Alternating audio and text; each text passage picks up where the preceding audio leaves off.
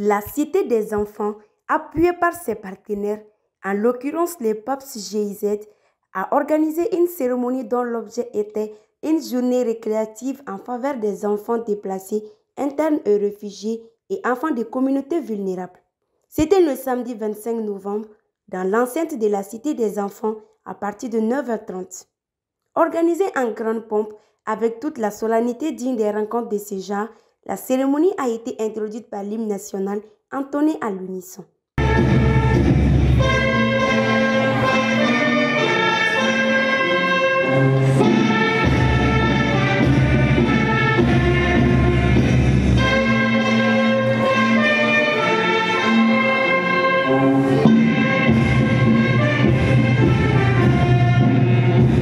Pour sacrifier à la tradition, Madame la directrice générale de la Cité des enfants, après avoir justifié l'absence d'un invité de marque, dont Madame le ministre de la Promotion de la Femme, de l'Enfant et de la Famille, a rendu un vibrant hommage aux partenaires d'appui de cette cérémonie, en l'occurrence les GIZ, ainsi que l'ensemble des participants.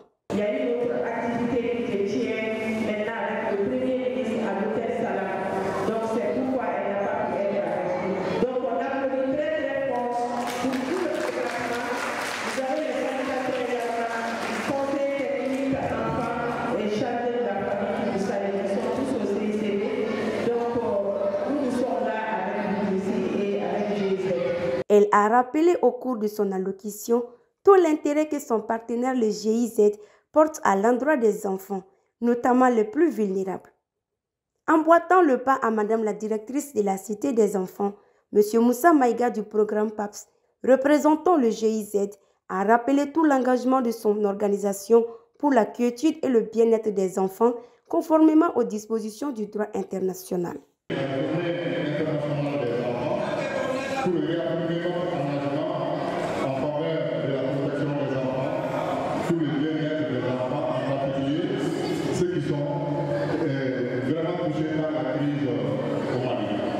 Quant à la porte-parole des enfants réfugiés, elle a martelé le mot paix à l'endroit des enfants tout le long de son plaidoyer. La paix au Mali, pour vivre en harmonie avec le prochain.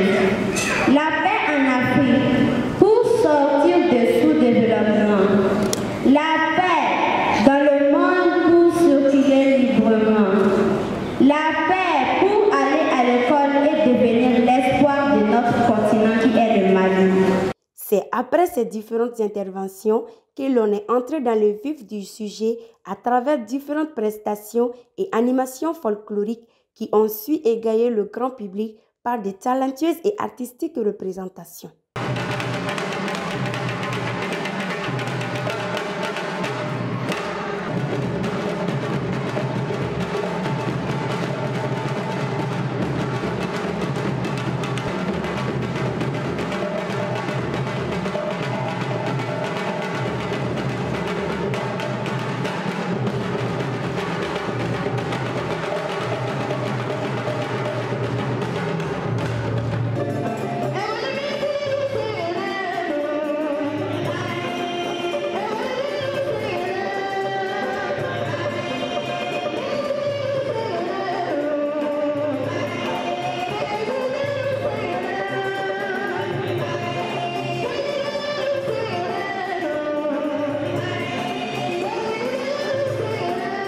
Parlant d'activités récréatives, c'est surtout la kermesse, émaillée de jeux d'intégration sociale des enfants qui a su captiver les esprits.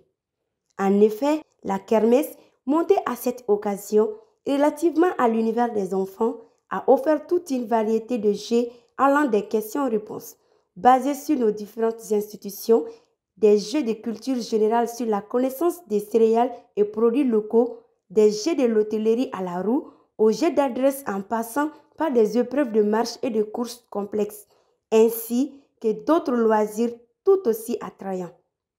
Après de bons moments de distraction, les princesses et les princes du jour ont eu droit à un festin amplement mérité en quantité et en qualité, dans la communion et la fraternité.